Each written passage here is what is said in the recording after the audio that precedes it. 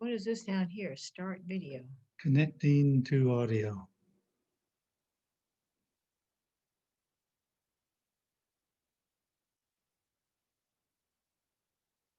And is connecting to audio.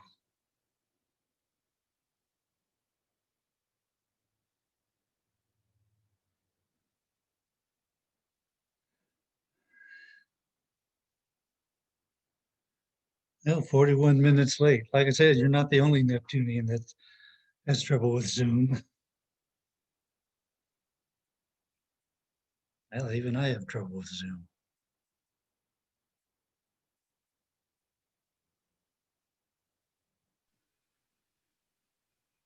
Guys are actually early. It starts at 11.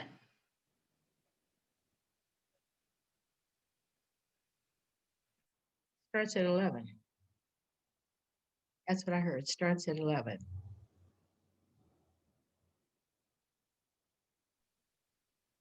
Okay.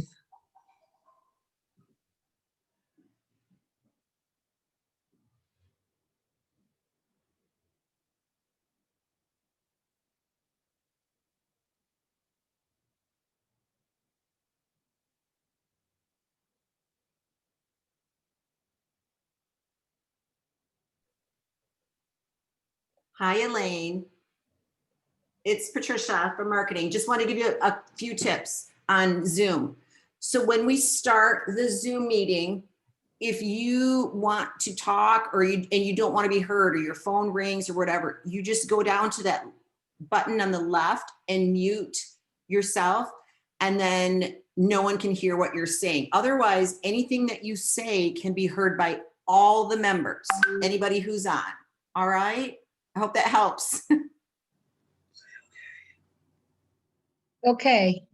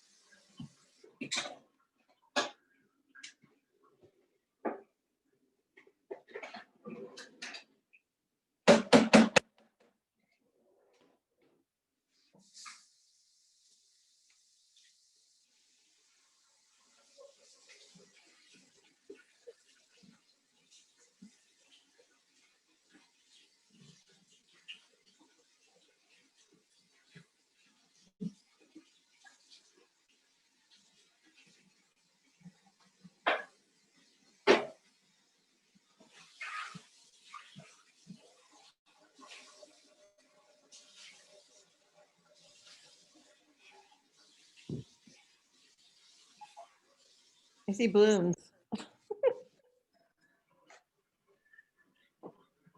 I'm still doing some work for real estate, so I'm trying to get some stuff done last minute.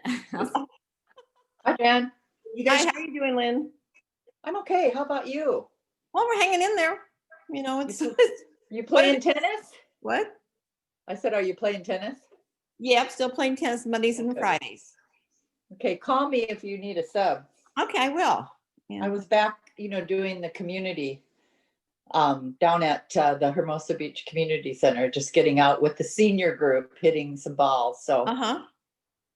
I'm not great, but Well, it's become more social. I mean, we talk a lot because we don't see anybody. I That's- know how true. How true that is. I know, but it's hard to believe that, the holiday, did you have a good holiday? We did. I just fortunately, the kids, we did get together with the family, so that was good. The last week or so though, I'm back, my sister and I are back staying away Yeah, because of the surge that's going on right now. I know we actually didn't get together with the family. We had Jennifer, obviously. So it was Jennifer, John, and I. And you know what's really a very nice Christmas? Just the three of us. We had matching Well, pajamas. good. It was nice. So no, my brother had a very mild case of COVID in the beginning of December. So we just didn't bother to go down to Orange County at all. And he was fine. He was back to No. work in 10 days. Well, and in Orange County, it was very interesting because we did go down there, Joel and Michelle and the kids and I, and we actually rented a little boat and we went out on our coast, just a little couple of hours. And down in Orange County, that was the week actually after Christmas. There were a lot of folks out and about. And they're eating outside, and they're eating at the restaurants. Yeah, too. and many with no masks. So. I know. And they haven't been hit as hard as we have in LA County. So I know I just got an update from our doctor, and he said that, that Torrance Memorial Hospital is like 70% capacity right now because of COVID. Yeah, well, that's where Kathleen, my daughter, that's where her husband practiced it. He's a cardiologist there. Oh, okay. He's at Little Company in Torrance Memorial. I think most of them He has are. been he was on all over Christmas, and he said it just was absolutely horrible. They were turning people away. Well, John had his cardiology appointment, but he had it via MetaZoom or whatever you want to call it. And Did he you got in for telehealth? blood work 10 days ago, and then he had the Zoom call he said he felt his doctor was pretty stressed. But John's I'm numbers were sure. good. So, but Where is he going, Jan? what? Who does he go to? Cardiology. Why is the name just? He's had a little company in Mary, but his office is in Manhattan Beach. He was actually with Gary Kissel. I know Gary Kissel is no longer, Yeah, but he was Gary. in that group. Yeah. Or still Gary is. Gary was a contemporary of my husband. Yeah. Mhm. Gary, and yeah, in that same genre or age Right. group of But physicians. so anyway, John's had so many he's doctors. going it's to the like- cardiology group at Little Company, basically, because they have Yeah, their mhm. own. Yeah, so that's Yeah. good. And he's been really good. I mean, that's John's numbers have been good for 10 years, so we're good with that one. So because he Well, did have yes, he had mitral absolutely. valve surgery in 2012, so it's been 9 years, I guess. So yeah, Uh-huh. but he's been fine ever since. Well, So that's good. who else do we have on? Well, I know I'm we're very early. happy to hear that. Yeah, I know we're early. Yeah, well, yeah, I was actually, I definitely, I was early. I was just playing around because before I couldn't get in, so I was just checking to see, and Patty Mahoney resent me the Oh, the the link. link. Well, originally the link Yeah, was basically we had the 10 o'clock instead of 11 o'clock. So maybe one day we'll get to go back into our clubhouse. Maybe. I hope so. I hope so, Jan, but you guys have been doing a great job of keeping us all connected, so. Well, our think Mary that Chief. we- Mary Chafee has been amazing getting that newsletter out every month. I'm so happy with her. Oh She's my such a gosh, sweetheart. yes, that's wonderful. So today's But speakers, I we don't know them. They appreciate might, yeah. And then we've got 2 more Zooms scheduled for the next 2 months. And Oh, good. then I guess then we do scholarships. Okay, And then May, and then I really can't see being in the clubhouse until maybe September. well, I think until probably we get the Vaccine. vaccine, Yeah. yeah. I almost went back to work to get it. But I rethought that one, Jan. That's desperate, isn't it? I see Cindy Danny's there. Hi, Hi, Cindy. hello, how's everybody? We're good. How are you doing?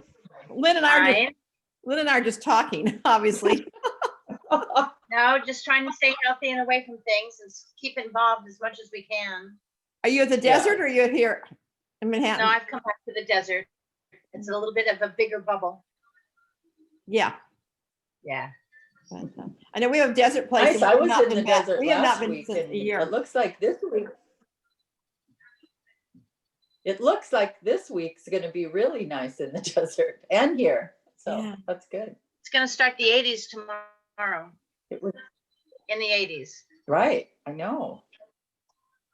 And one nice thing Right. about having Zoom meetings, I mean, at least we get to see people's faces. Say hi. Well, I think that, yes, that's good. I think that. We do miss- I was saying something the It's other nice day. to be able to at least see each other. I saw something the other day that how we've relied on text for communicating, but now we're reverting back to verbal communication and phone calls. Just pick up the phone and call somebody because you've missed the interaction of the voice. Yeah. Agree. So I immediately picked up the phone and made Yes. 4 phone calls and was on the phone for an hour and a half. Nancy Gregg says I'm That's good, having the Cindy. same.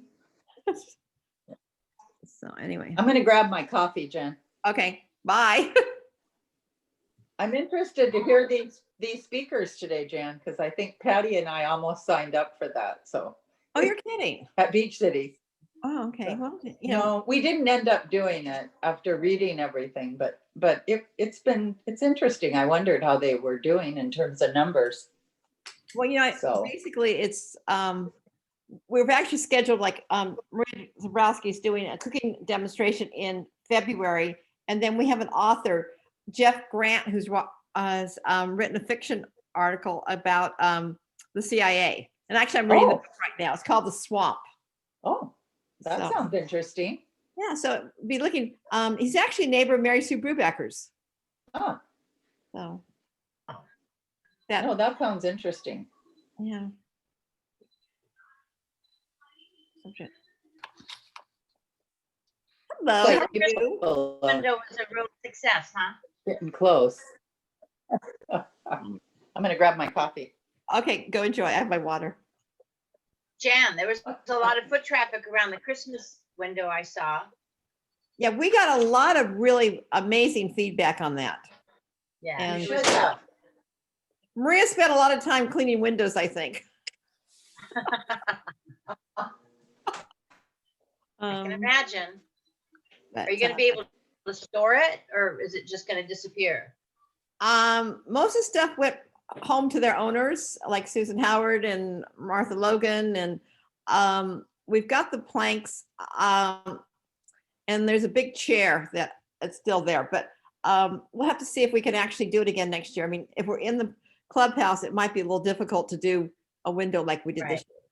But I think that the year we just went through, I think we needed it. I think we needed it. I think the community needed it. Yes. Oh. Yeah. And there's more to come. Keep your eyes on the window. Which we will discuss, right? Okay, I'm the one that brought up if we could do a bigger one, but I was the problem, Kathy. What?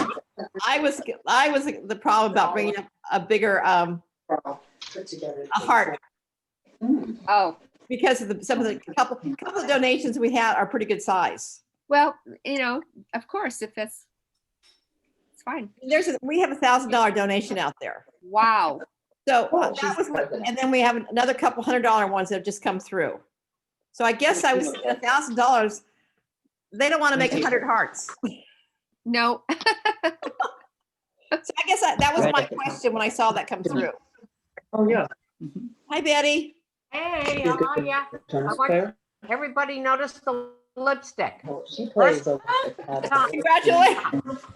She plays with Ginger. At the What's club or lipstick? over there at the club? Hi, Irene. How are you? Welcome. Wednesday. Seniors or? Hi, Yeah, Jan. they're all Hey, my Jan, age. can you explain a little bit about the heart thing? What size are these hearts? What are Okay, they? actually, my that's question. Heather. We're going to have a little small general meeting, and that's, I was gonna Heather will bring that up.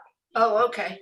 That was her, And I that's think where that we was one are. of my questions, to Kathy and to other people. If you were a larger They're donation, playing- we could do a bigger. They So, play jazz. Yeah. Morning. She came on earlier and I chatted Hi, with Betty. her.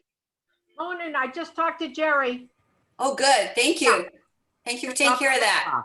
I sent her the link to this, so she had, Thank you so much. yeah. we'll wait a few more minutes and then we'll do a quick, 'cause I see Irene will be our first speaker. And, because she wants all of you to sign up for jobs. Naturally. Hi, Nancy. How are you? Oh, good morning. Hi, everybody. Hi. Hi, Jan. I see a Hi, Jen. Nancy. Nice to see Jan. everybody. It is nice. Jan. If you haven't heard, in March, we're having a speaker, Jeff Grant, and he wrote the book, The Swamp. It's a fictional about the CIA. I'm about 2/3 the way through. It's really quite good. A little different, but it's good. Right, Mary Sue? Yes, it is good. And I have a book if anybody wants to borrow it. I'll have one today. Anyway, so it's good. So we don't have Heather on yet. Do we have Yes. Yeah, she's here. Heather? Okay. Yeah, I just joined, Jan. Okay. Hi, Heather. Okay, it's 11 o'clock. We want to, first of all, thank you for everyone for joining. This is probably our only way we could actually see people in the near future. And obviously it's not been a great start off to 2021. Hi, Carla, how are you? Great. Anyway, you. we're going to have a little short business meeting that will include Irene, Heather, and Kathy before we have our speakers at 11:15. So Irene, you're up. Okay, thank you, Jan. Well, everyone hopefully has already read the January newsletter, but just want to remind everyone that the nominating committee, which is comprised of 2 board members, Heather and Paula, and 3 members from the population, and it's Mary Dillon, Brenda Holcomb, and Teresa White. It's a 5-member voting team. Jan and I are there to just kind of supervise and make sure everybody follows the rules. But we're really urging members to step up, with the exception of the position of president, which is required to come from the existing board. All positions are opened. And for those of us who've had experience being on the board, it's a great opportunity to voice your opinion, to help form opinions. And it's also a great way to just meet other people and just get more involved. So the process will officially begin next week, and we will present the slate for 2021, 2022, which is so scary, to the board by the March meeting. So if anyone, The job descriptions are on the Neptunian website. And if anyone would like more information, please contact myself or Jan or any of the members on the committee. And I've had just a great experience being on the board. And I just really suggest that you at least learn more about the different jobs before you just decide it's not for you. It doesn't require a lot of time. And anyway, it's just been a great experience for me. So I hope we hear from some of you. A Thank you, couple Jan. positions require a lot of time. Well, no, the president does, but that's not available to any of you, with the exception of 2 or 3 faces. Sorry, should have said that. And Jan has been an outstanding, I very agree. calm president who just has gotten us through way more than in the 11 years I've been with this club. Seriously, she is pretty amazing. So I thank you, agree. Jan.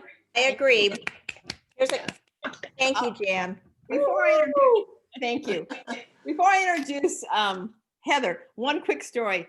My daughter, my husband, and I are walking down down Redonda Pier, took an elevator, and we got stuck in the elevator Saturday night and had to be rescued by the fire department. Oh, Goodness. oh, The only one that seemed really upset was the dog. Oh, dear. Wow. I 45 hope minutes. I hope the firemen were cute. yes. My daughter thought they were young. One was cute. He was probably about 28, and the other one was probably closer to 50. So, but they're extremely nice. We were thrilled to get out of the elevator. Good thing you weren't stuck in there with somebody that didn't have a mask on, right? Like a stranger. Right. It was just the 3 of us plus the dog. It Oh, was just one of my your biggest, pod. one of my biggest fears of getting stuck in an elevator. So I'm claustrophobic. Are you not claustrophobic? We were all fine. I mean, we were 45 minutes. That was a little bit long for us, but you have to know the push button, the emergency buttons on elevator, they do work. They do connect to people. You are calm. Okay. Anyway, that's all your laugh for the day, guys. Heather, you're up. Hi, Maria. Heather? I'm Maria. Yeah. Hi, everybody, and happy New Year. Gosh, Jen, that's a horrible. I'm sorry. I feel really for that. Okay. So as you may have read in the newsletter, we've got a new campaign for fundraising that we've kicked off for scholarships. It's called For the Love of Learning. And I hope everybody participates. Basically, you buy a heart, and we're going to decorate our whole clubhouse with hearts. So lots of love up there in support of scholarships. So if you go on the website, you can pretty easily purchase one. And thanks to those folks who have already been very generous. So far, just in online purchases alone, we've made $1,500. So we're on a good trend, and hope we continue. The opportunity to support and buy hearts goes on through February 5th, so it's not too late. And I hope everybody joins. So thanks, Jan, for an opportunity to plug it a little bit. And if anyone has questions about it, feel free to give me a call. I think they had a question about the size of the hearts. And then I also received in the mail today another $100 donation. So I'll drop it off at Joanne's tomorrow. Oh, that's great. That's terrific. And we, Kathy, Betty, Martha, and Brenda went over to the club yesterday to get an idea of how it's going to look. And I think we're going to keep same size hearts, but that doesn't mean you can't be, very generous with donations. So hope everybody does. And you can dedicate it to, grandkids or kids or a favorite teacher, or because we can put a little note on every heart. They were actually asking what the size of the hearts were. I know when we. Oh. So Kathy, do you want to, because Kathy's been masterminding that. Well, they fit, the ones that you sent me, they fit on a regular 8.5 by 11 sheet of paper. So I have the outside. I don't have the inside. Let me measure how far. It's about 7 inches or 7.5 inches across and about, what does that say? 7 inches high. It's about 7 by 7. John? It's the ones we've been using. Yeah. So I just had this vision of hearts covering all of our windows. And so I really hope everybody participates. So thanks a lot. Back to you, Jan. And it all Unless goes, there's other questions. it all goes to As scholarship. far as the copy for the hearts, I don't want to make them myself, but I sent a donation yesterday. So who would I send my messages to write the hearts up? Kathy? Right. Yeah, you can send it to me or Kathy.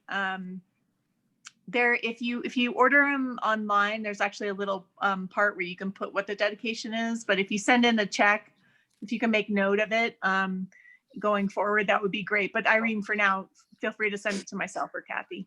Okay, thank you. Yep. And there's another question. Yeah. When you go to the website to do it, Maybe you just go to the Neptunian website and there's a place for that, for the hearts?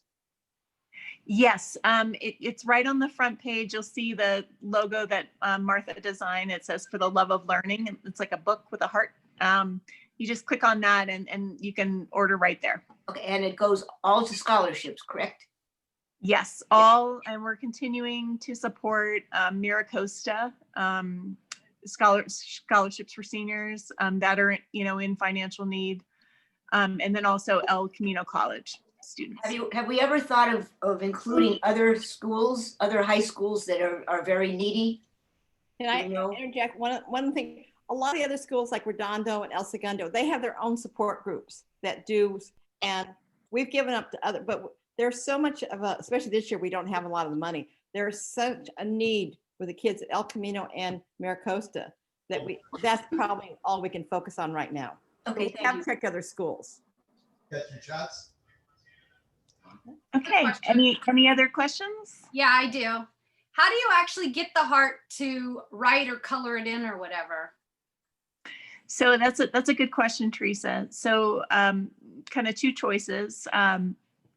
If you just want Kathy and her group to do it, they can do it for you. But if you want to get super crafty and creative, as I know you are, Teresa, I'm actually next week I'll be sending out an email to all folks and saying, hey, if you want to decorate, I'll drop off a heart to you. Oh, okay. And we'll do some kind of pickup the first week of February. Okay, thank you. Yeah, you're welcome. Good question. Anybody else? Any other questions? I just have I don't have a question about the heart, but I wanted to let you know that the speaker today that you're having, I'm in that study with Beach Cities, and they're looking for more people. It's just an interesting study, anything about the brain, but I just want to let you know when she gets done with it, the two doctors are very good about having, I go online on Mondays and Fridays and they have questions and answers, and they have just talking about the brain study, and you take a brain test. It's really an interesting thing about the speaker, and it's open to everybody in the South Bay. I tried to get on and they didn't call me back. Well, today after the speaker talks today, they'll have some type of line, but you can go into Beach Cities and they'll tell you the girl that you email, and they'll give it down at the bottom, and you just email her and she gets right back to you. Okay, and it's called, what is the study called?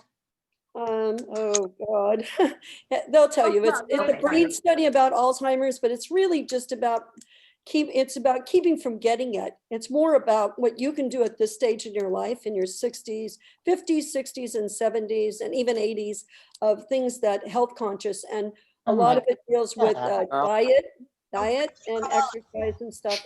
It's very Okay, we're having a meeting. It's very good. It's very good. Thank you.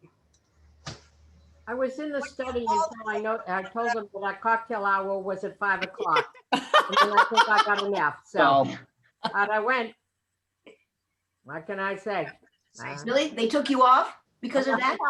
I think I put on mute. They stopped it all, never. But anyway, I am very anxious too. They are wonderful doctors. I didn't know who they were until it was too late. Why are you hitting that? I'm just nervous. Oh my God, please help. Thank you. Any other questions for Heather? Yeah, can we talk about our business here? Diane. Okay, Kathy, you want? I'd like to talk really quickly about in-kind donations that are coming up.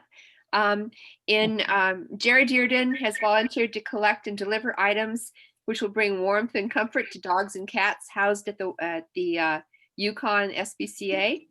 And these include bath rugs, bath mats, any kind of little rug, towels, newer clean dog beds, grooming supplies, leashes and collars, and everything must be fragrance free.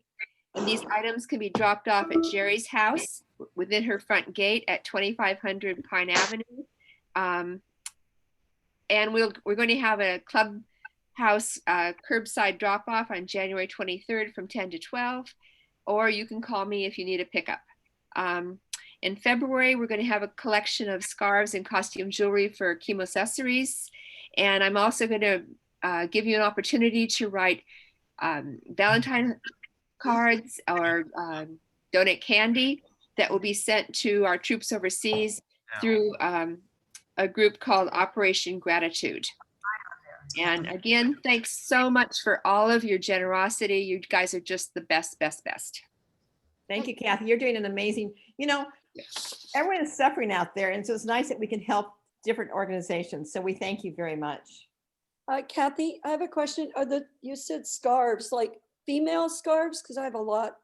Is it for the women or you said Operation Overseas? Oh no, the scarves are for chemoaccessories, and that's when they make the turbans and they have accessories that go with it to help a woman feel a little more feminine during the awful situation of chemotherapy. And where do you drop that off, Kathy? We're going to get to you on that one. That's in February. So you can just start collecting. Kathy? Yes. The answer is yes. So I don't Thank know you. what that entails, but I'll do it. Okay. So Nancy's going to be our go-to person. We're going to talk about how to coordinate the drop-off. So she will be the nice person who will get the items and deliver them to Iris and the chemoaccessories people. Thank you, Nancy. You're welcome. Okay, do we have any other questions? Oh, hi.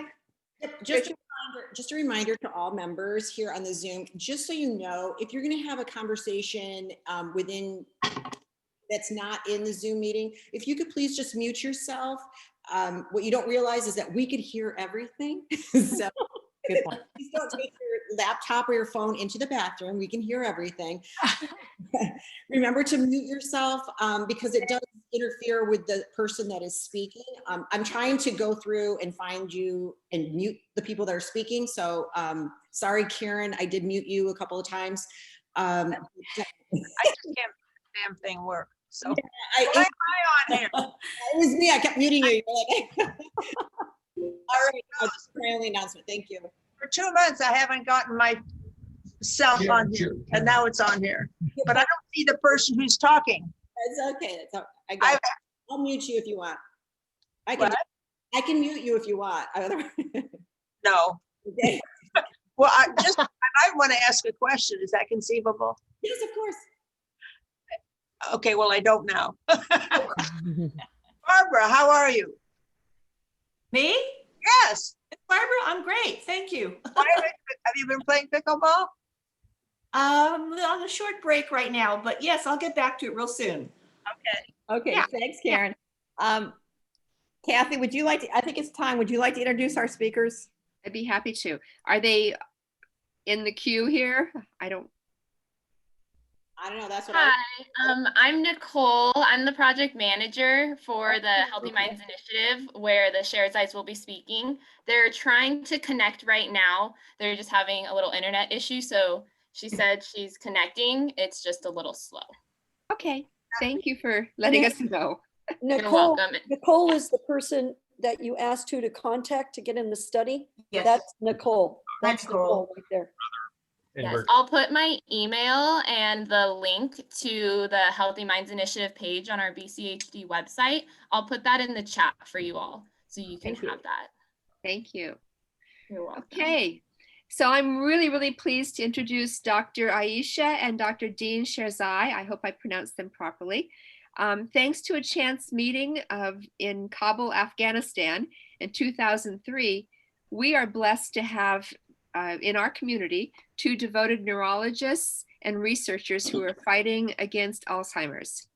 As directors of the Brain Health and Alzheimer's program at Loma Linda University Health, they are focusing on the role of personal lifestyle in the development and/or prevention, hopefully prevention, of Alzheimer's, which is the 6th leading cause of death in the United States.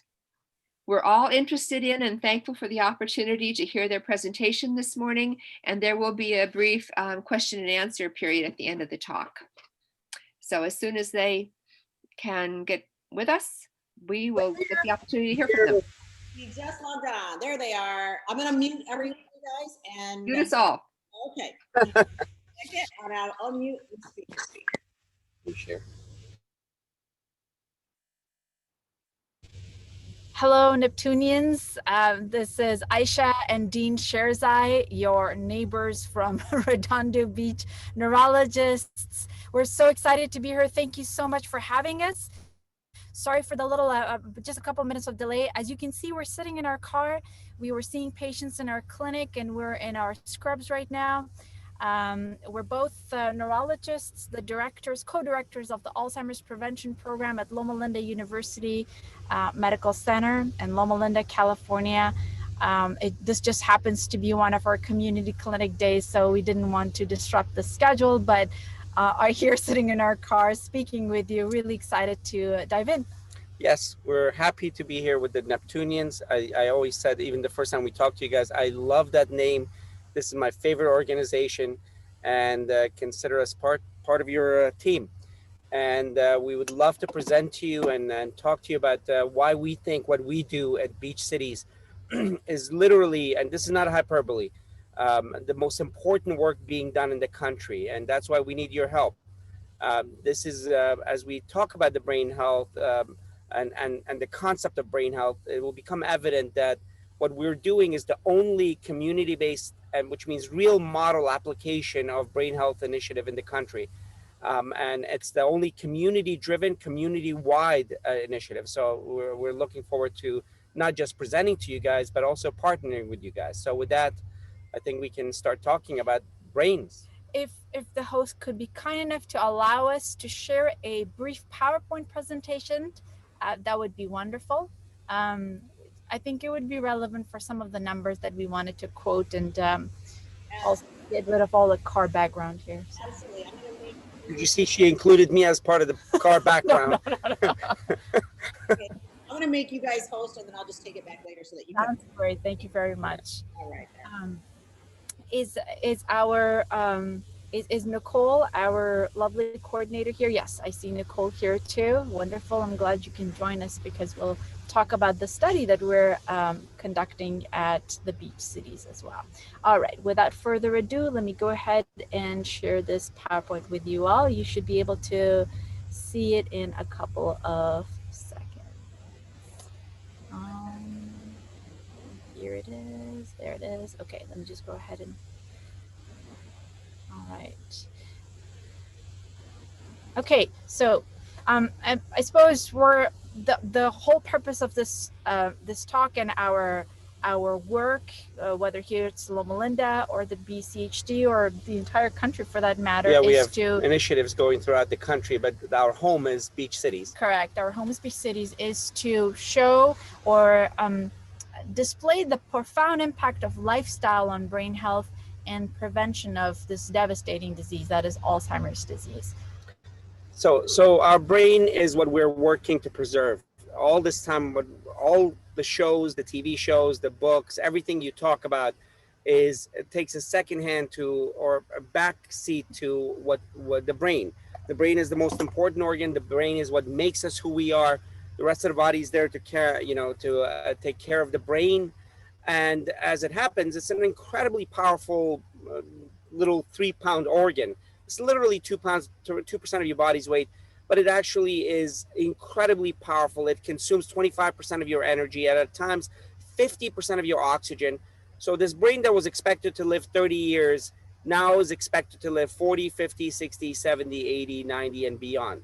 And that's what we wanted to do. And so in that duration, it actually gets overwhelmed more than any other organ. To that end, we actually said that if you take care of your brain and its requirements, you will have more than taking care of all the rest of the body's needs. This brain has 87 billion neurons, 1 quadrillion connections, 400 miles of vasculature. 400 miles. If you add, somebody did the math, connect the little microvessels end to end, 400 miles. So it's an incredible organ. It is overwhelmed throughout life, but it also has incredible resilience and ability to grow at any age. And here's the thing. The things we do on a daily basis has more profound effect on the brain than anything else out there. So and what happens at the community level has more importance than anything else.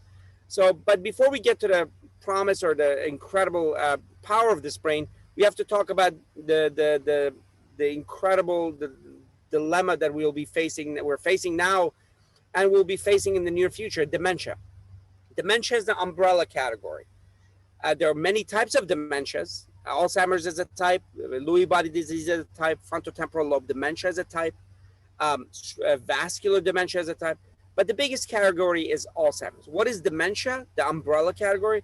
Dementia is when you're having cognitive deficits to the extent that it's affecting your daily activities like driving, finance, taking care of your pills, doing your daily chores.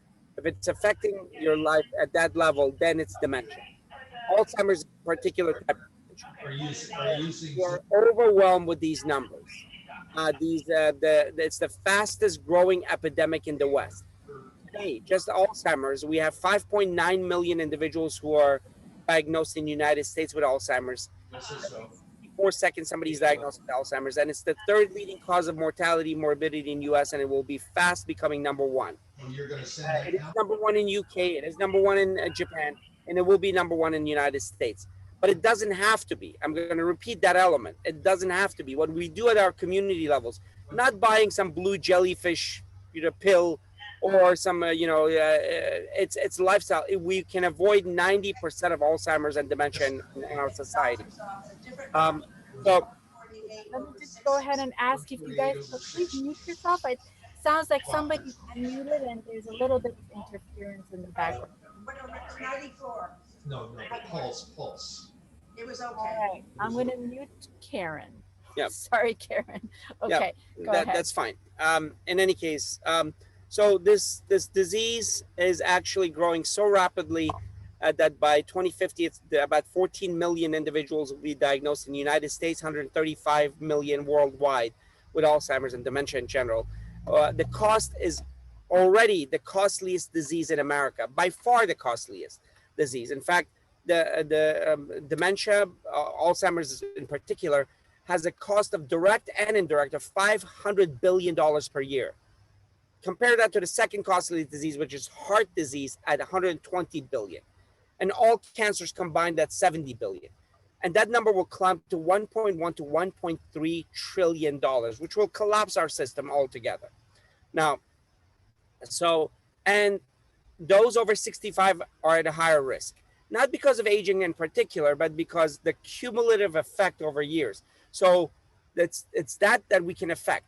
1 in 10 individuals over 65 are diagnosed with Alzheimer's, and that number doubles every decade thereafter until at 85, nearly 50% are diagnosed with Alzheimer's.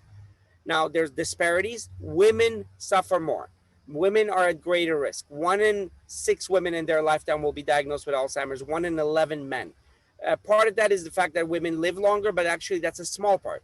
There are other factors that contribute that we have to study, and that's what we're studying as well, Ayesha and I. And we have to address that because that doesn't affect just the women, but the entire family. As I said, the cost is growing significantly worldwide. So the big myths we have to address, because if we don't address the myths, people think that Alzheimer's is a disease that's that can't be affected. If you are at risk, you're going to get it. If you had a family member, you're going to get it. That's not the case. That's a humongous risk. myth that we have to dispel. Alzheimer's can be avoided for a great majority, not everybody, but a great majority. And although that statement was controversial 10 years ago when we first started saying it, it is no longer controversial. Everybody says that. AARP, Alzheimer's Association, all the research institutes actually agree with us that for a great majority, it can be avoided. The other, and we have to approach Alzheimer's and dementia a different way, or brain health in general, because the traditional way we've approached it has failed 100%. Over 400 studies, billions and billions of dollars, and we have no drug that affects the disease in a way that would slow it down or stop it, zero. But we know lifestyle does. So we have to approach it a different way. Now, the other myth is that it's a genetic disease. It's actually not a myth, it's a misunderstanding. Everything is genetic. We are genetic beings. But in some diseases, genes have 100% penetrance, meaning that if you have that gene, you'll get the disease. For example, Huntington's, for example, sickle cell. But with most chronic diseases of aging, especially dementias, genetics play a part, but not the whole. Genetics just confer risk. Your lifestyle determines how those genes manifest. Your lifestyle determines whether that risk manifests into real disease. That's where the beauty of the interaction between genes and environment happens. They call this epigenetics. We know the genetics of Alzheimer's for the most part. And as you can see, there are a lot of genes involved in risk for Alzheimer's. But the great majority of these genes have lower risk. And how they manifest is the interaction between the genes and environment. Only 3%, only 3 genes, only 3% of Alzheimer's is determined by the kind of genes that if you have them, you'll get them. If you have these genes, you'll get the disease.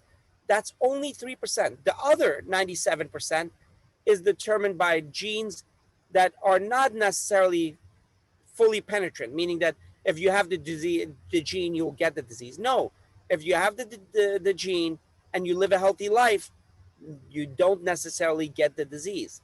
And there's many studies that show that even at the highest penetrance genes, like ApoE4, 50% of the people never get the disease.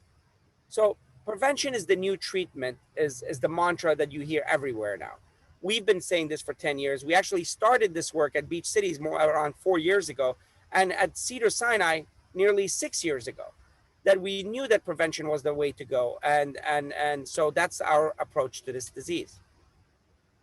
Now, there's been a lot of research that actually shows that dementia can be prevented, and it's not associated with the kind of genetics that people talk about. There was a very, very great study. It was very thorough, and it was published last year and presented at the conference last year at Alzheimer's Association conference, where they took a large group of individuals, thousands of them, and they did a genetic risk analysis on them to find out what kind of genes they had. And they found out that people who had the genes for dementia, their risk of developing it went up by 60%. So if they had the genes. But if these individuals had the genetic risk as well as unhealthy lifestyle, so say, for example, they didn't eat very well, they never exercised, they didn't keep their minds active, they didn't have any good sleep hygiene, they raised their risk of developing dementia by 360%. That's the effect of bad lifestyle on top of bad genes. But on the contrary, if these individuals who had the genes for dementia, but they had healthy lifestyle, they reduced their risk of dementia by less than 30%.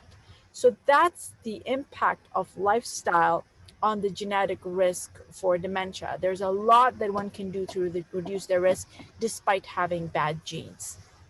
Now, what are the things that actually affect your brain as a consequence of environment and genetic interplay? Well, it's 5 elements that we talk about. The 4 major ones are inflammation, oxidation, glucose dysregulation, and lipid dysregulation.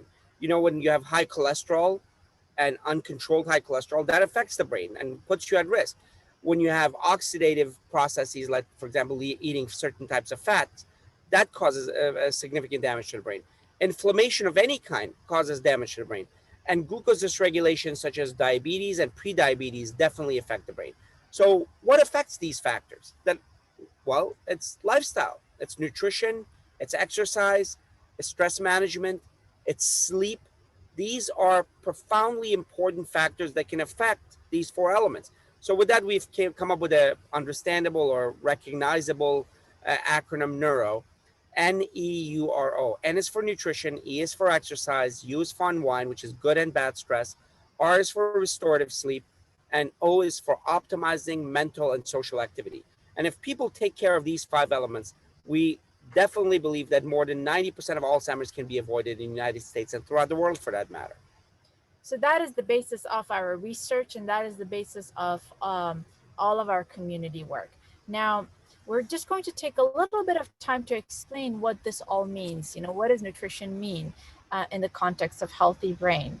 When you look at multiple studies, the kind of foods that stand out, whether it's the Mediterranean diet or the MIND diet or the DASH diet or any other dietary factor that seems to be helpful for brain health and for general health, is a plant predominant, plant-based diet. So eating lots of beans and legumes, nuts and seeds, lots of vegetables, green leafy vegetables and cruciferous vegetables, and berries, and getting rid of getting rid of processed foods, getting rid of foods that are heavy on saturated fats seem to be very, very helpful for the brain. So in summary, it's a plant predominant diet that seems to be beneficial, reduction of meat and sources of saturated fats, which are the bad fats. And these can be found in high-fat dairy products and poultry, and also getting rid of refined carbohydrates. So things like white pasta, white bread, white rice, and opting for more unprocessed versions like whole wheat pasta or brown rice or whole wheat bread. Daily consumption of a variety of plants, including berries, green leafy vegetables, beans, nuts, and seeds, seems to be very helpful. Now, this all sounds amazing and common sense, but we've known that these have a dose-response relationship. So the more you eat of these, the better your brain will be. The lower your risk of Alzheimer's, the lower your risk of vascular dementia, the lower your risk of Parkinson's disease, and stroke, obviously, as well. And not only just disease prevention, it actually provides neuroprotection, which means you will have better processing speeds. Individuals seem to actually even reverse some of the damages that have accumulated over the years. They have better executive function and short-term memory, etc. So nutrition is incredibly important. And as we put it, every meal and every plate you choose can either make your brain or break your brain. And so it's incredibly important to opt a regimented, healthful diet on a regular basis. As far as exercise is concerned, I think we all know how important exercise is, but people actually don't know that it is so important for brain health. We have studies showing that people who take just a simple brisk walk in the morning, about 20 minutes of brisk walk, they can reduce their risk of Alzheimer's disease by 45%, just a brisk walk in the morning. And what happens is when we exercise, our brain essentially grows. We have better blood flow to the brain. And leg strength, working on your thighs and on your calves, seem to be associated with a bigger brain. Why? Because we believe that our leg muscles are the biggest pumps in our body that pump blood back up, and they produce a lot of great hormones that create more connections in the brain. And on the contrary, sedentary behavior, not exercising, or for example, if you exercise for 20 minutes, but then you're sitting behind your back for 8 hours, that nullifies the benefit of any strenuous exercise. And it's important for us to be active on a regular basis and keep moving every hour to make sure that sedentary behavior is at its minimum. Stress. So stress is something that people try to, they talk about it, they know it's harmful, but they avoid it to some extent because people say, I don't know what to do with stress. I mean, it's everywhere. What do you do? Well, the way we approach stress is a little different. We talk about good stress and bad stress. We talk about management. So the key is to identify the good and bad stresses specifically. So what is good stress and bad stress? Well, bad stress is the kind of activities that are not driven by your purpose, don't have clear direction, don't have clear steps of success, and they just run on over and over without you gaining anything, without you knowing when it's going to end or start, or serving your purpose. And that has a significant effect on your brain, because there's been studies that show that how you perceive that stress in your limbic system sends a different message to your hypothalamus, which sends a different message to your pituitary, and your pituitary, which is this hormone central, then puts out significant harmful chemicals into your hormones into your body that damages your body over time, especially chronic stress. Good stress, on the contrary, is not just laying back on the beach, although that's pretty good for short periods, but it's about challenging your brain around your purpose with clear directions, with clear victories. You know, when you can actually check off the success. That is what the brain was created. Why would you have a brain that is 3 pounds, consumes this much energy, if it didn't have a purpose? Well, its purpose is to be challenged, to gather information, to increase survival. So, especially as one gets older, if you don't challenge your brain as much or more than when you were younger, the brain perceives a lack of need for all that activity and actually shrinks. So it's critical that you stress the brain, but how you stress it is important. Around your purpose, with clear direction, with clear small successes. That actually has been shown repeatedly to grow the brain. When I talk about the optimized section, you'll see what I mean by that. It actually grows the brain, which is remarkable. As far as sleep is concerned, we know that sleep is probably the most important time of the day for Ironically. us. Ironically, even though we're completely and there are two main things that actually happen when we sleep. The first thing that happens is sleep cleanses our brain. It gets rid of all the waste products and the bad protein that accumulates during the day. And the second thing that happens when we're sleeping is our memories get consolidated. So your short-term memory becomes long-term memory when you're sleeping, and you have to be able to go through the different stages of sleep for that to happen. And when our sleep architecture is not okay and not completely clean, what happens is we have these disrupted moments of sleep and we feel tired, our memories are not consolidated, and our brain doesn't get cleansed. So the next day we become confused and we have memory problems. One of the most important and one of the most prevalent conditions that we're facing right now in this country, around the world, is sleep apnea. Sleep apnea is a condition where one stops breathing when one is sleeping, and that arouses one and doesn't allow one to go through the different stages of sleep. And that can increase the risk of Alzheimer's disease by 70%. And we bring it up because it's such an easily diagnosable, easily treatable with a CPAP machine condition that could completely change the environment in our brains and allow for our memories to thrive and for our brains to remain healthy. So it's important for anyone who thinks that they may have sleep apnea to get tested by their doctor and get evaluated as soon as possible. But we could probably talk to you guys for hours about sleep and sleep hygiene. And the answer is not just sleep medication. Yes, it may be necessary at times to take sleep medication, and cognitive behavioral therapy is one of the best ways to improve one's sleep hygiene. Optimize, which essentially means improving cognitive activity. So optimize actually is connected to the good stress. It's critical, it's central. There's study after study that a brain that's actually expected to shrink as we get older, but that same brain, when challenged, when it maintains challenge, actually grows as we get older. So not by number of cells, by connectivity though. So we have about 87 billion neurons. Each of them can make a couple of connections or as many as 30,000 connections. Just do the math, 87 billion, thousands of connections. That's incredible capacity that you can actually maintain and grow throughout life. Now, there are a couple of studies we're going to talk about there because they're interesting. The London taxi driver study showed that individuals that even in their 50s and 60s and later, who had to go through a training process to learn the routes, the taxi routes in London, as compared to bus drivers that actually drove the same route, they looked at their brain size through MRI, as well as neuropsychological testing.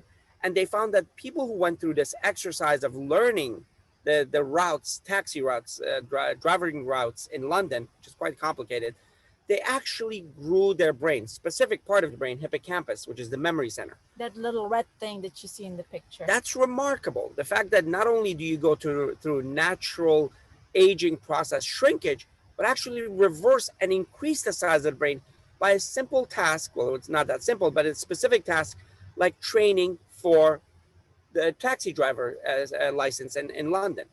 The same is true with other activities. So as when I get to specific activities, you will see why it's important. We say, don't retire, rewire, keep engaged, keep involved, especially around your purpose, not necessarily with games like Sudoku and crossword puzzle, which are great, but more complex activities like learning new musical instruments, running groups, being involved in these kind of activities that you do in Neptunians, which is social engagement, cognitive engagement.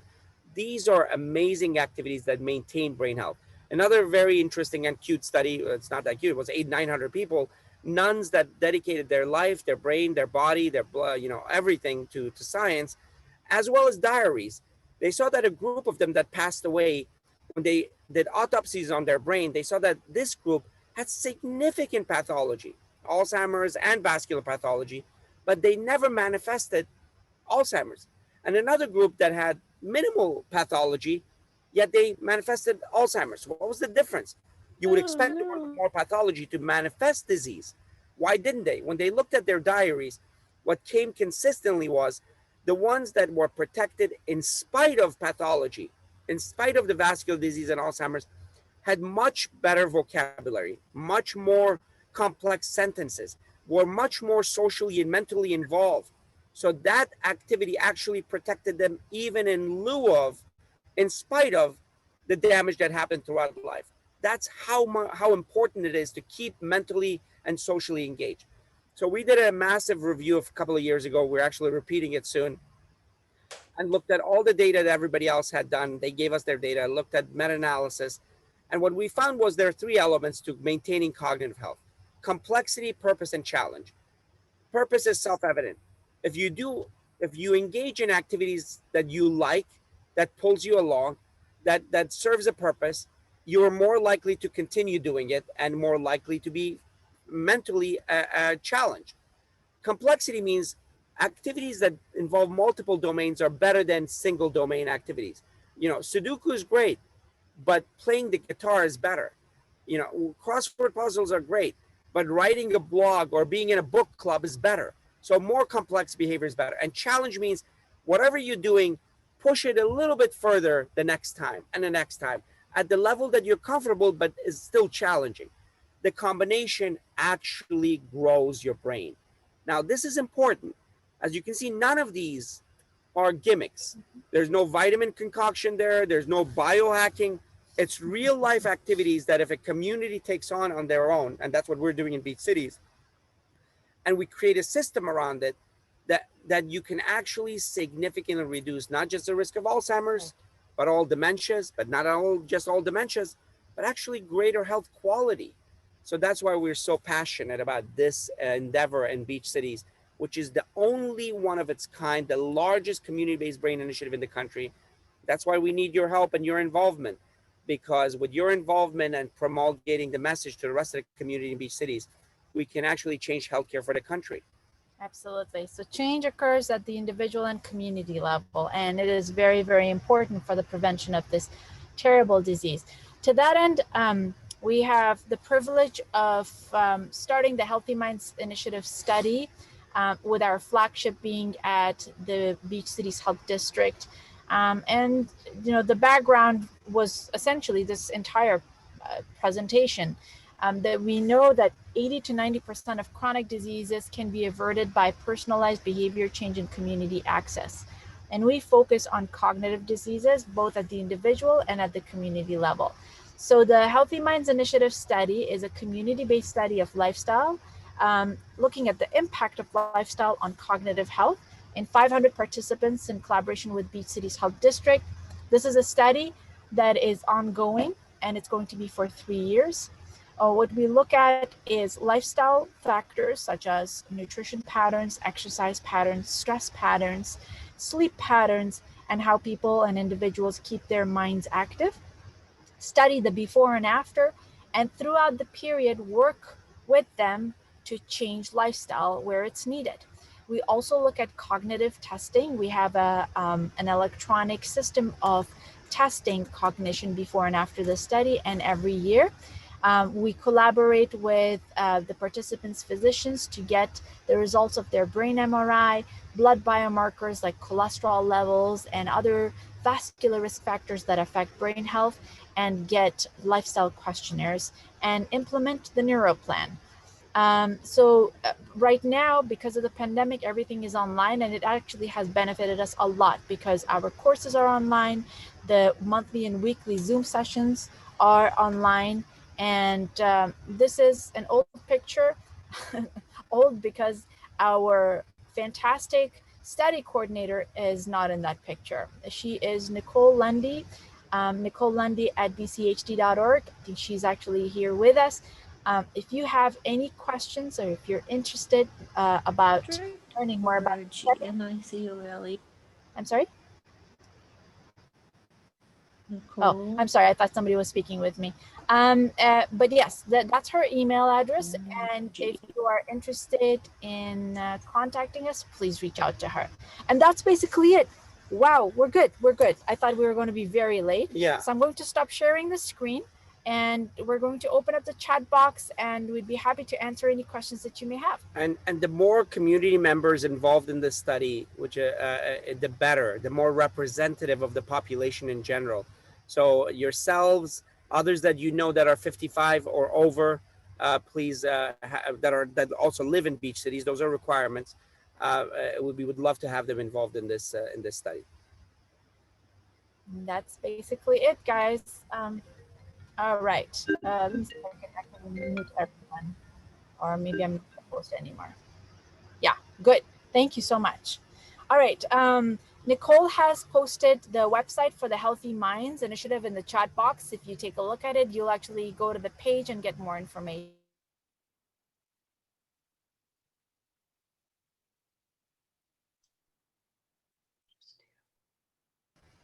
Was I totally muted? I just started reading a novel there. So in any case, I was saying Nicole has put the study website information in the chat box, and I was reading Brenda's message. She said, "What are your thoughts on autophagy, for which a cell biologist won the Nobel Prize?" So a little background of what autophagy is. So it's an interesting concept. It's fairly, well, it's not, everything is new and not new, and in many ways it's just renamed. It's self-correction process, and much of what we're talking about today in fasting and other things actually allude to that as well. It's a well-known concept, and we believe in it, but how do you operationalize it at the individual level is complicated. What we think is the diet approach or lifestyle approach that we're doing actually addresses that in some way, directly and indirectly as well. Sorry, very circuitous answer to a very complex concept, but that's basically what we can do right now. Yeah. All right, Heather says forgetfulness isn't an indicator of future dementia. I forgot. No, no. He went there. It's he not. Went there. I know, very, very. He went there. Poor. I haven't had good sleep, but it's not necessarily an indicator. Right. When forgetfulness becomes repetitive and across multiple domains, then it's something to worry about and address. But even there, so we have transitions to cognitive decline and dementia. Sometimes we forget because our attention. I've written about this that. Focus is the gatekeeper of consciousness, or focus or attention. And anything that affects focus and attention will affect memory profoundly. So what affects focus and attention? And then as we get older, depression or even mild depression, what cyclothymia, anxiety, pain, stress, sleeplessness, medications, all of these things can affect attention and therefore by extension, memory. So it doesn't necessarily mean that that's predicts dementia, but it's something to address and see somebody for if it's becoming repetitive. And it's also important, if it is a predictor of future dementia, to catch it early so that you can do something The earlier you catch, the earlier you start, the more likely that you will abate or avoid cognitive decline. That's the key. So yeah, it doesn't necessarily mean that this kind of a memory problems you're having is a predictive of dementia, but it should always be addressed. Brenda says, is cardio the most important exercise versus strength training, flexibility, and balance? No, Brenda, I think all of them are very important. And there have been specific studies that look at the effect of cardio versus strength training.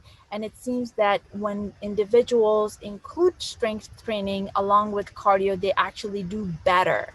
Especially, they do better. Yeah, especially as we're all aging. Yeah. Sarcopenia is the medical term for muscle loss. And when there is muscle loss as we age, that tends to cause a lot of problems. It promotes inflammation, and it actually doesn't allow your muscles to create specific chemicals that are neuroprotective. One of them is called BDNF, which stands for brain-derived neurotrophic factor. And I'm taking some time to talk about it because it's such an important chemical.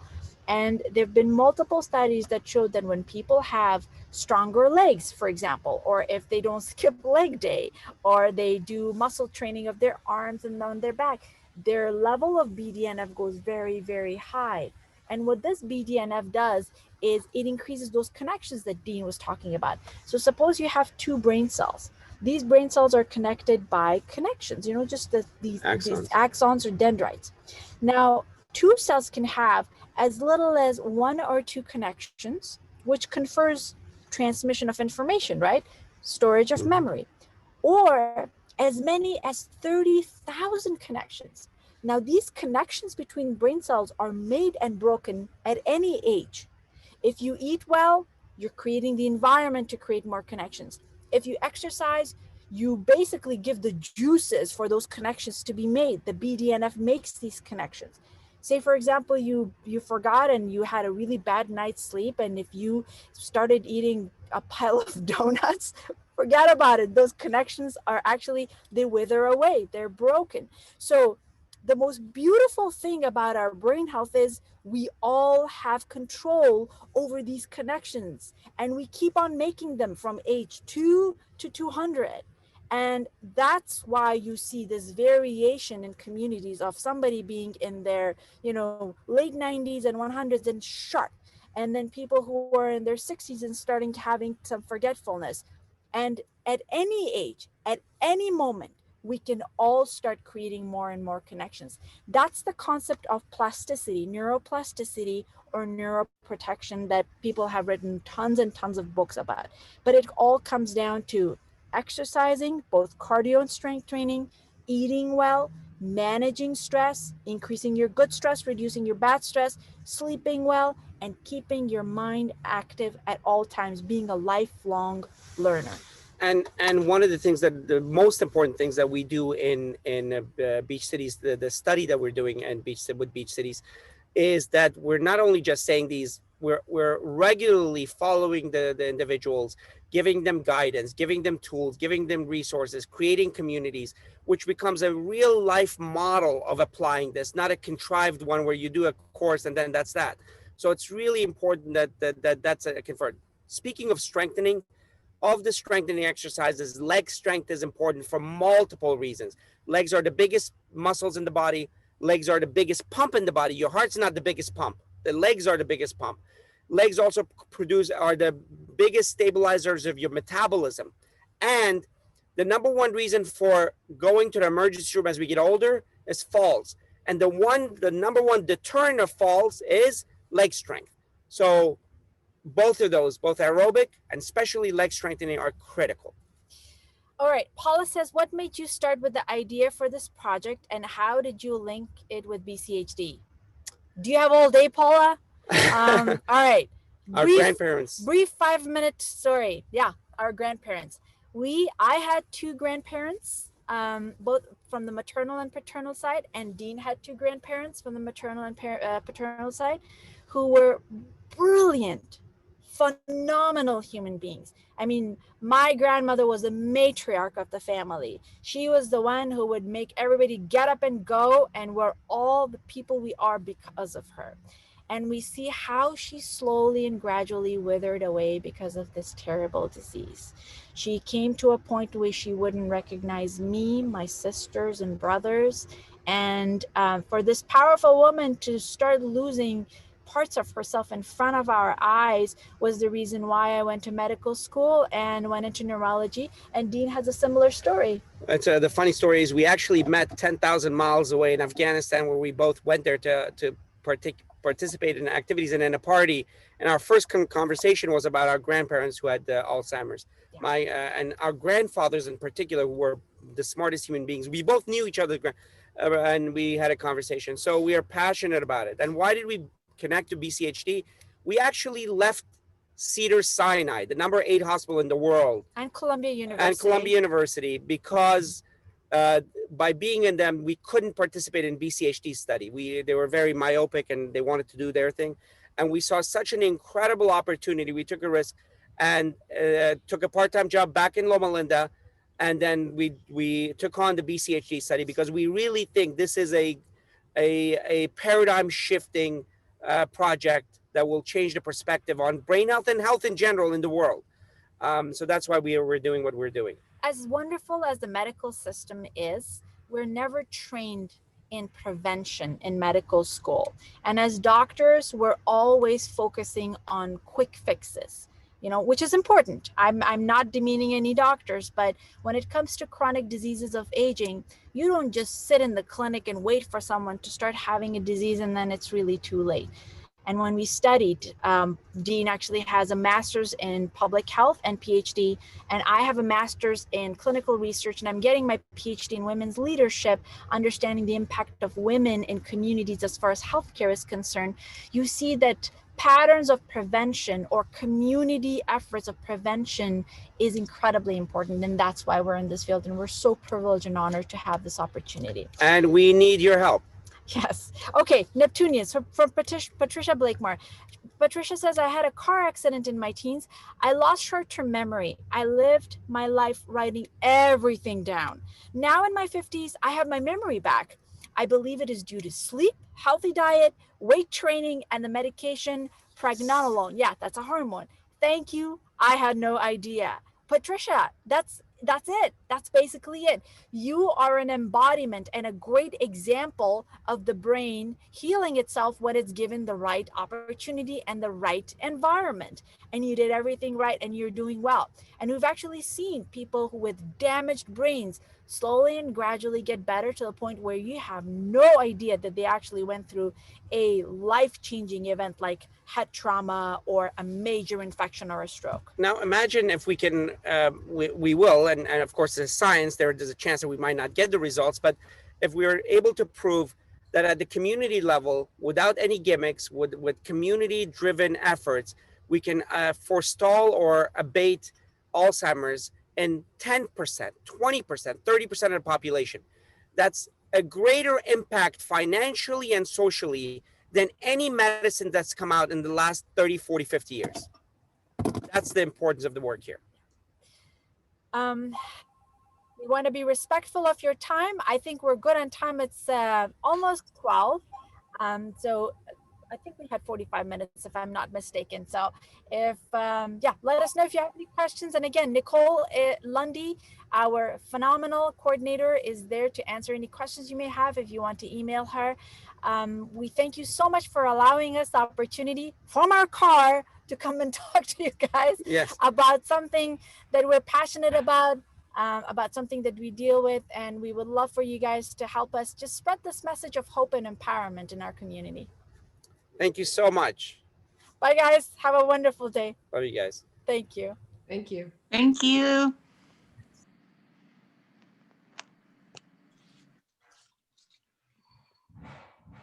There's hope for all of us. That was good. That was very good. Wow, Jan, amazing. Yeah, Amazing. Excellent. Who found them? Kathy. Who found them? I did. Kathy. Kathy Nichols. Kathy. Wonderful. Thank you. Thank you, We tried to Kathy. get them Thank you, last Kathy. year and there was a mix up on the time, but I'm so glad that they were able and willing, even in their car, to speak That with was us. hysterical being in their car. Yeah. That's technology and Zoom is, I mean, in COVID time, working out of your car. The first time I've had a presentation out of a car. Yeah. I've had one. I've had another one. Her reception at home was bad, so she got in her Oh car. yeah, that, yeah. I've heard about people having interviews, you know, in the car. I have to get out of the house and go have an interview in a car. I thought it was an amazing, and they did such an amazing job. And Yes, I agree. It was Yes. excellent. Very engaging. very Yes. much so. If Well, you, watch out, Pat. You're going to have more and more people joining book club. Yeah, I know. Yeah, you were mentioned. It was kind of interesting when they showed that staff that was there from beach cities. Our doctor was in the line. Oh, is that right? Yeah. Anyway, well, we had at one time we had over 50 members, which is probably one of our biggest showing. And our next one will That be was great, February Jen. 9th. And we're going to have the lovely Maria do a cooking demonstration on chocolate. And maybe one of her Ooh. other special desserts that we all love. And So- chocolate For your is- brain, the chocolate, Yeah, Jen. chocolate's good for us. So please come join us. I'm looking forward to it. It'll be a lot of fun. Great. Great. And I've chosen recipes that are very simple so that you'll actually do them. No 22 ingredient recipes. All right, y'all. This meeting has been recorded, and I'm going to be putting it on the website in the members section for this month. So if you needed to know something, and I'll also put Nicole's contact information on there as well. Perfect. If you want to be able to get in that study, you'll be able to find her information. Great. Thank you. Thank you. Thank you. Thank you. We'll Thank see you, you all next Patricia. month. All right. Thank you. And don't forget to call Irene if you want to be on the board. Because you know what? Being on the board is good for our brain. Besides, it's where the action is. It's fun. Yeah, I should be good. Jan's I've been on the board brilliant. since 2011. Oh, one quick thing. Linda Leroy is having a great time in Utah. She's going out to lunch. She's having happy hours. None of the things that we can do. Let's go to Utah. Anyway, see everyone next month. Thank Bye. you. Thank you. Bye-bye. Bye. Nancy. Actually, What? I actually know people who are in the study. Okay. I know some of the people that are in the study. Oh, good. So anyway, if anyone's interested, obviously it's on the website for Some you. of my walking buddies. Fantastic. Okay. Take care. Bye-bye. Okay. Bye-bye. Bye. Have a good day. Bye, everyone. You too.